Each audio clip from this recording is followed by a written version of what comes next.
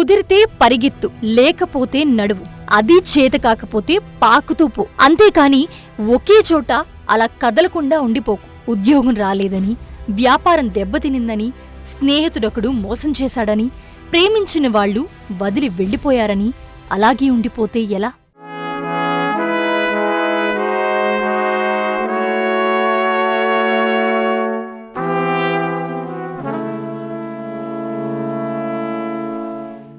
దేహానికి తప్ప దాహానికి పనికిరాని ఆ సముద్రపు కెరటాలే ఎగసి ఎగసి పడుతూ ఉంటే సాధించాలని నీలో కసికసిగా ప్రవహిస్తుందే, ఆ నెత్తురుతో సహా ఏదీ ఆగిపోవడానికి వీల్లేదు. లే, బయల్దేరు. నిన్ను కదలినివ్వకుండా చేసిన ఆ మానసిక బాధల సంఖ్యలను తెంచేసుకో.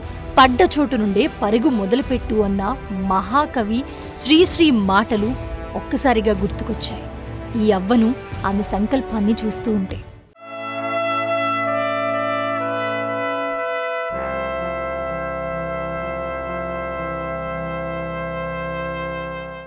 తొంభై 6 వయసు, పట్టుసడలని సంకల్పం, మనిషి నిటారుగా నిలబడలేకపోయినా నిక్కార్సైన మానవతా దృక్పథం, ప్రతి చిన్న విషయానికి కుంగిపోయి ప్రయత్నం చేయకుండానే ఓడిపోతూ ఉన్న నేటి తరం యువత ఈ పెద్దావిడను చూసి నేర్చుకోవాల్సింది చాలా ఉంది.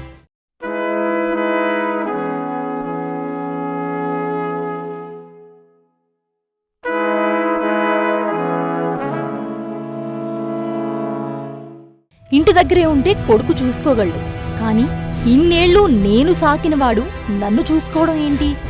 వాడు ఊరికే పెట్టినా కూడా నేను తినను.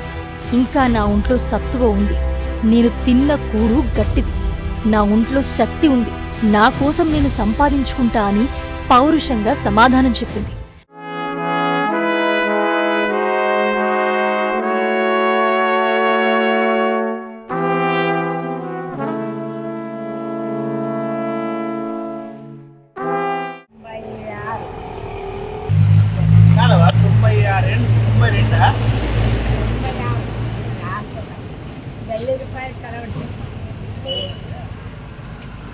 ఎంత భద్రంగా ఉండదు చూడండి. ఇంకా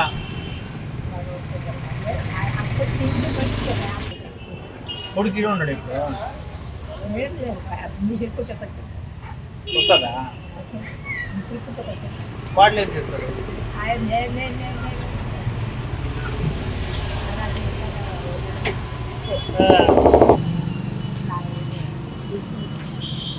ఎంత